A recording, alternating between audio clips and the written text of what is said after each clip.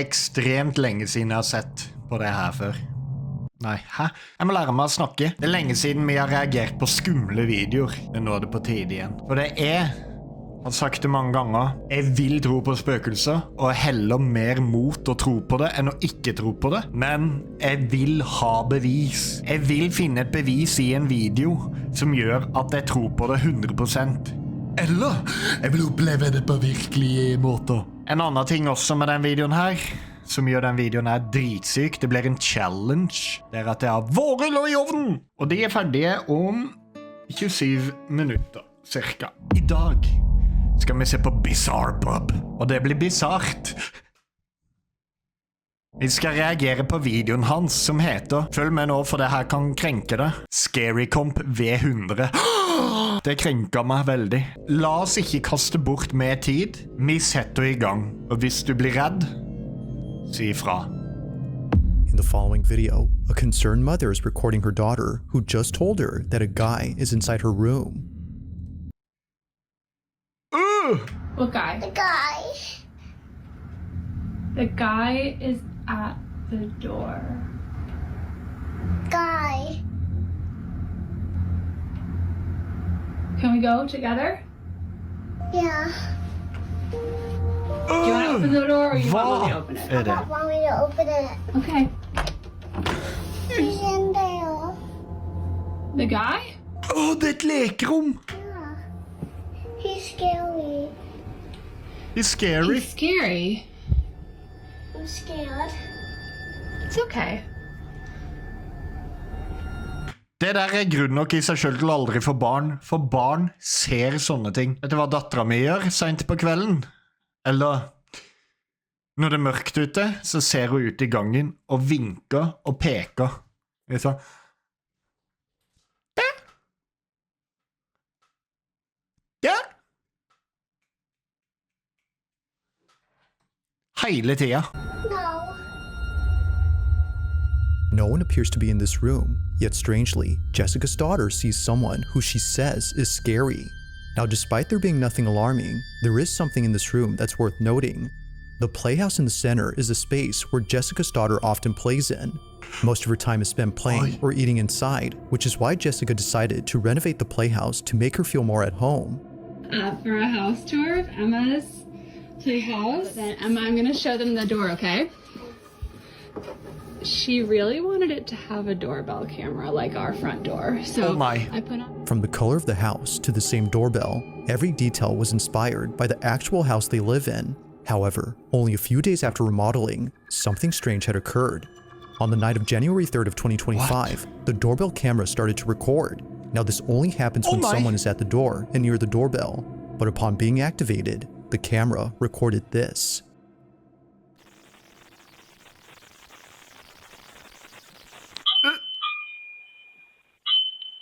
Det er noen som ringer på dørklokka.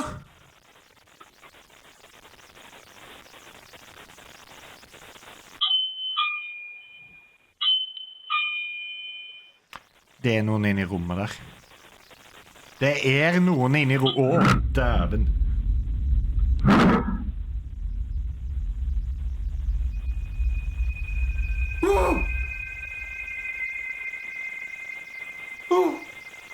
Ja, det var en dokke.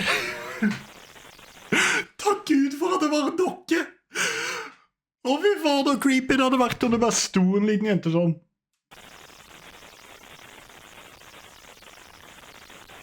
Det er noe med det. Vet du hva? Jeg tror det der er ekte hår til en død person, kanskje. Og den personen er der. Og det var en mann. Med langt, flott hår.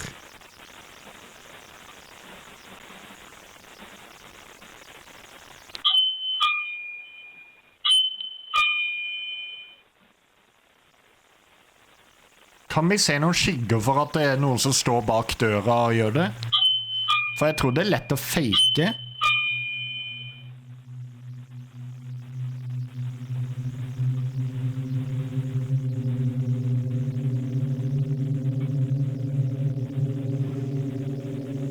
Nei, drit i med den der dokka. Jeg hadde aldri latt datteren min leke der igjen. Aldri. Jeg hadde satt fyr på det foran henne, faktisk. Og sett Satan selv forsvinne. Du, hvor langt er det klippet her? Hvis den dokka der stirrer. Hvis den stirrer meg i trynet nå.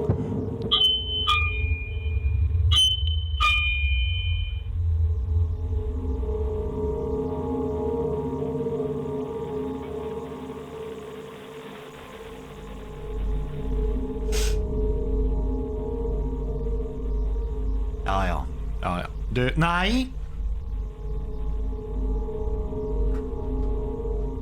Slenderman? Nei, det var... ja. Hvorfor ser hun ikke noe?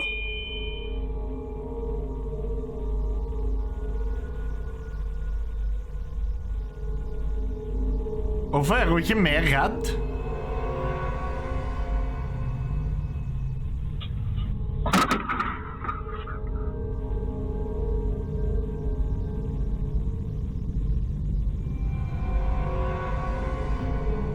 Third time, ja. Jessica was completely baffled as she wasn't expecting the door to open on its own. Hun var ikke completely baffled. Hun var sånn. Hvis jeg ser alle tingene inne på rommet mitt begynner å sveve, reaksjonen min kommer til å være sånn. If it was just the doorbell going off by itself, then one can say that it was just a technical issue. Men But hvordan then, gikk døra this happens. innover? The door continues to swing open for just a bit, when suddenly, the hair on the mannequin is seen hanging in the air before abruptly falling down. When suddenly, the hair on the mannequin is seen hanging hair on the mannequin is seen hanging in the air before abruptly falling down. Is seen hanging in the air before is seen hanging in the air. Is seen hanging in the air. Is seen hanging in the is seen hanging in the air. Rett og slett en enkel klipping her, for du kan se på kamera at det blir sånn. Hair on the mannequin is seen hanging in the air before abruptly. Det der er faktisk ikke sånn dritvanskelig å fake. Vi kan prøve med den. Først så må jeg ha et skudd hvor du ikke ser noe. Og så, når den her svever.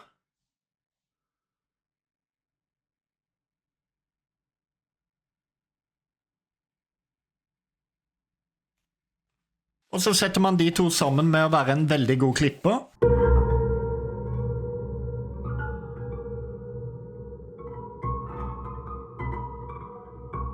Jeg er sikker på at det så dritbra ut. There doesn't appear to be anything that could have caught the strand of hair, and the way it falls makes it seem like someone, or something, had loosened their grip on the strand. Now this whole situation gets creepier when considering that Jessica's daughter occasionally sees a guy in her room. Ja, But this guy men det er is never sant. seen. Du kan ikke være en liten toåring til å fake det der. No evidence of this man exists. There appears to be evidence of something else, and it's not the only evidence that Jessica has. One night, before heading out to a dinner party with friends, she gets a notification from the doorbell camera. Take a look.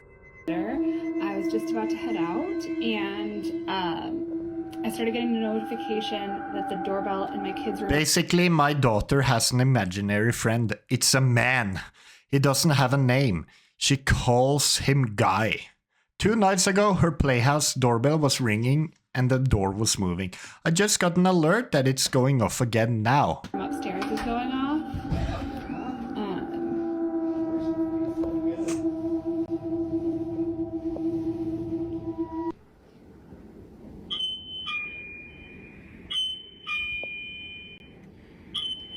Det skal brennes!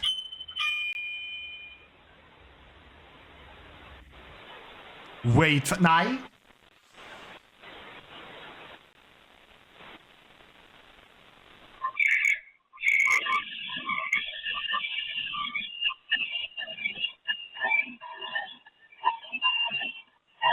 Det er en mann som gagger.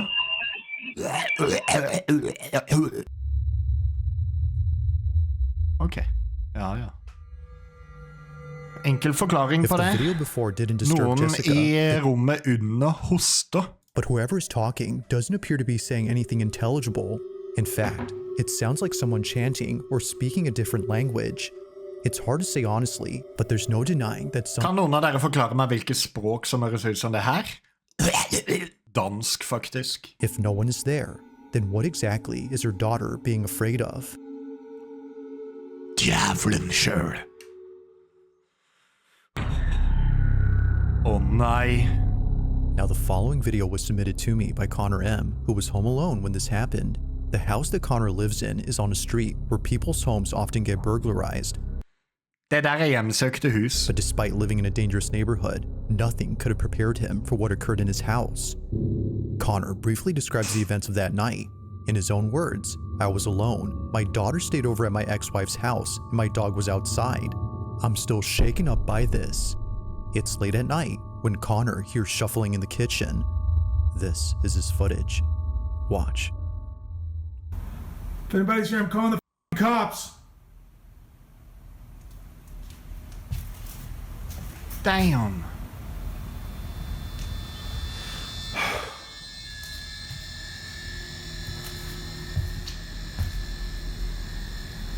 Damn.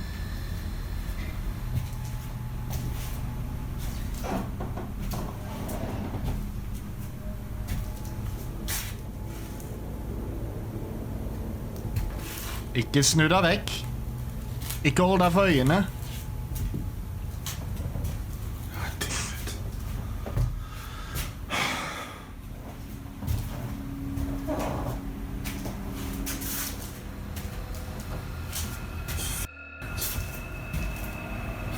Ikke.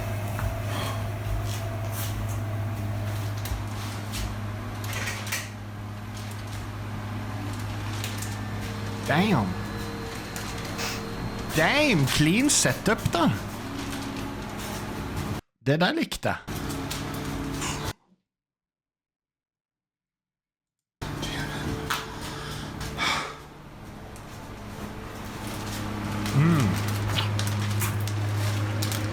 Jeg er bare nødt til å sjekke vårrullene mine.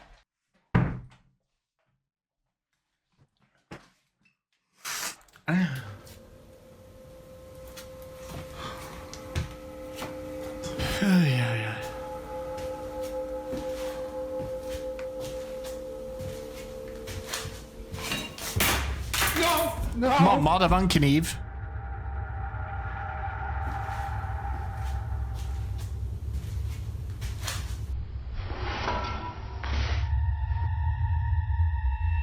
Oi, den fløy opp mens man så på.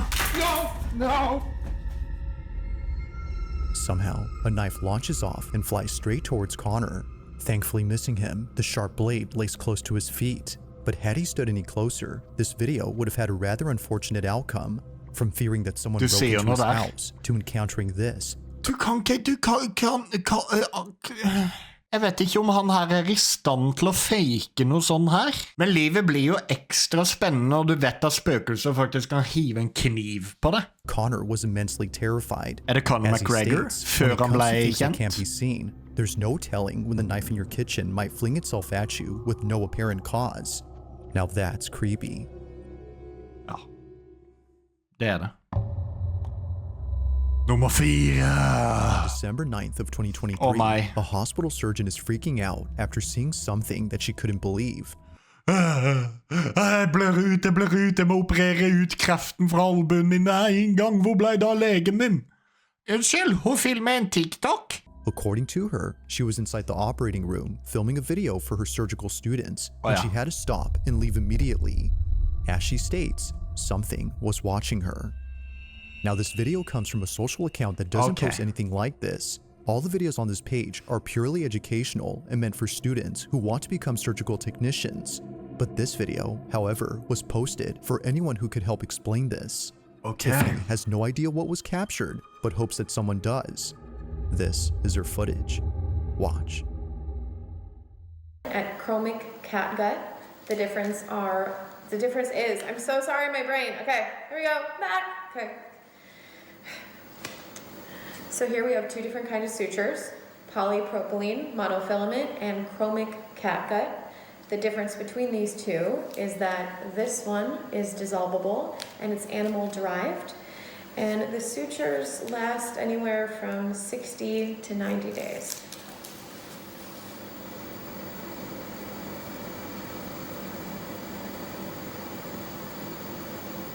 Hvordan skal jeg forklare det her til advokaten min? Jeg har ingen måte å forklare det her til advokaten min på.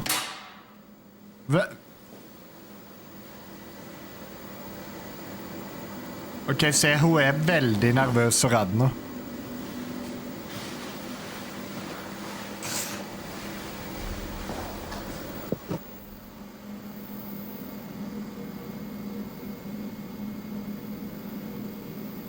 Det der er ekte, for... Ok, det der er ekte. Du sa det? Så hva?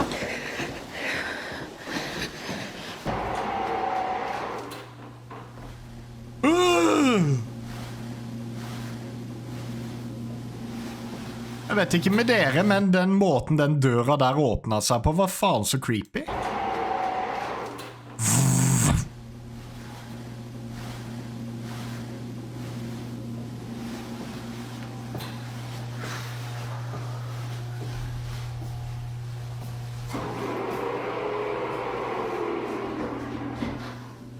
We think it's haunted. What? Er det et flyvende papir der? Drit i med det der. Ikke.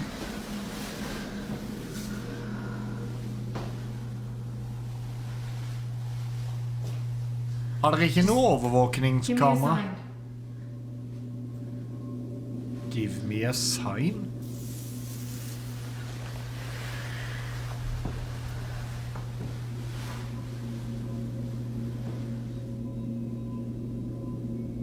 Do whatever you want.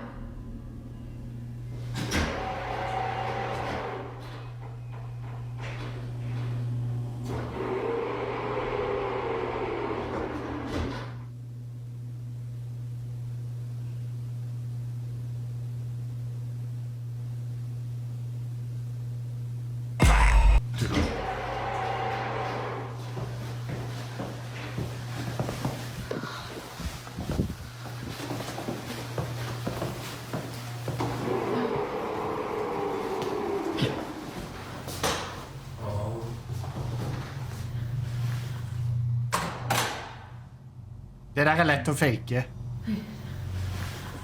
Det der er lett å fake.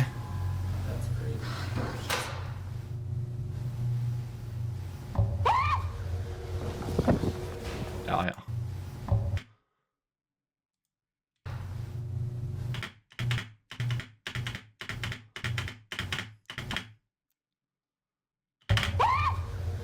Ja. Når det blir så obvious, så er det veldig sånn. Er det her fake? Ja, det der. Ok. What was meant to be a simple lesson on sutures had turned into something out of a nightmare. Tiffany writes that she had caught a glimpse of a figure standing at the window, which then quickly fled away to the other side of the hospital. It was brief, but terrifying enough to put Tiffany in a state of shock. Ja. She couldn't exactly tell what it was that she saw, but based on what others have reported seeing at this hospital, Tiffany thinks this may have been the so-called ghost of this place. Almost everyone there has either seen or heard something strange. Hvis det er en plass det er spøkelser, så må det være sykehus. For some reason, it's the women's restroom that's by far the most haunted. For this reason, Tiffany hurries over to the spot, but nothing is seen. The spawn? That is, until minutes later, when this is captured. A door opens on its own, and eerily, a dark figure rushes past the automatic doors. But even more unsettling is the fact that it quickly moves from one side to the other. Its fleeting motion only makes it creepier. Now to this day, there's only 1 or 2 videos on this account that talks about this incident. Aside from those, not much has been said about this. But unfortunately, as with most videos, this one remains a mystery. Wow, jeg hadde gjort det samme om jeg jobbet på et sykehus og det ikke skjedde Now noe. the source of this next video is unknown, as it was submitted to me by someone who only sent this clip. However, Jeg blir nødt til they å sjekke vårrullene igjen, sorry. Ok, de er veldig snart ferdig. do give some information. According to them, this clip originates from a city in Brazil where a man noticed a strange-looking person in the middle of a road. Whoever this person was didn't seem to be acting normal. In fact, this person wasn't doing anything as they weren't moving at all. They were frozen in place, unbothered by anything around them. But after the man took a closer look, he quickly began to record. He was filming just in case no one would believe what he saw. Crackhead. Du kan se gjennom han. What?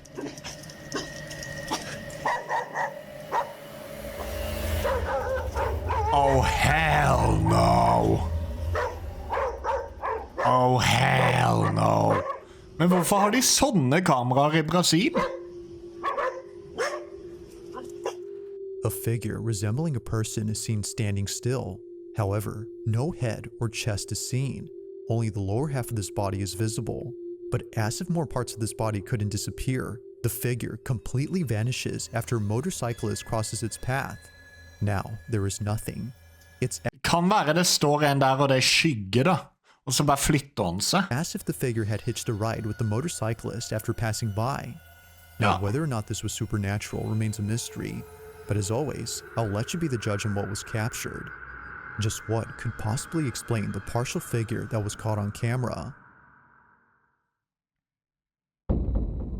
Nummer 2. Borrelen On er snart December ferdig. 21st of 2024, a mother named Anisha posted a video that her son recorded while the whole family was asleep.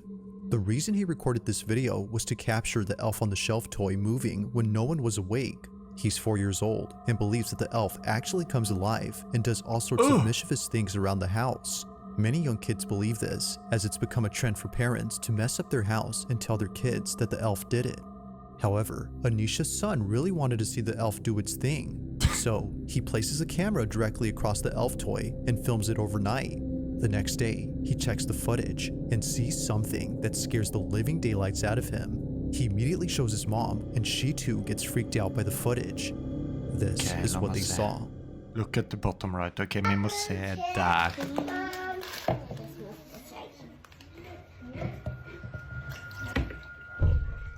Can I pour some in my cup? Røkk meg i rauholdet.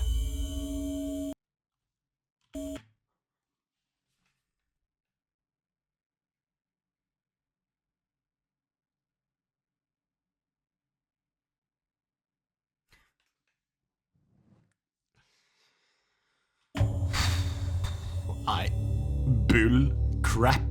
Bull crap. Det er det dummeste. Thinking that Han her har son gått actually ut. recorded the Han elf moving. gikk ut for å se, og så har de klippet det. She watches closely, but what appears instead is something way more terrifying. Like a scene out of a horror movie, the silhouette of a child appears briefly on camera before disappearing in a flash. The child doesn't move, yet somehow disappears without moving it. La oss se siste før vårlene mine svidd nå.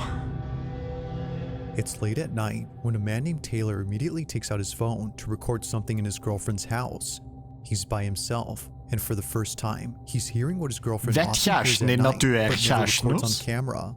At this moment, the sound of someone walking back and forth is heard from upstairs.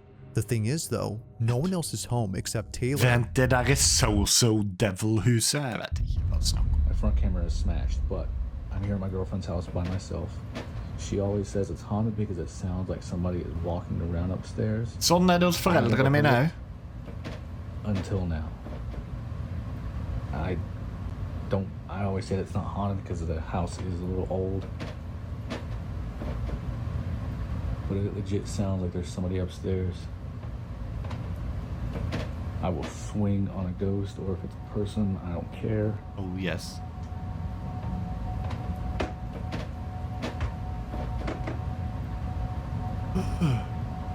Who's up there?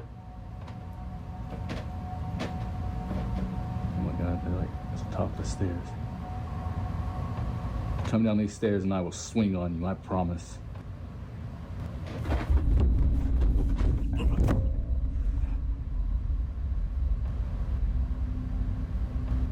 Ja! Eerily, the sound of charging footsteps is heard descending the staircase and heading towards Taylor. Det hørtes ut som en And as russebuss promised, kjører forbi he huset delivers. mitt. He lunges at whatever it was that was heading towards him. Although losing his balance upon doing so, he continues to record on the off chance that something else happens. Unfortunately, nothing does. But at least the sounds from earlier have stopped.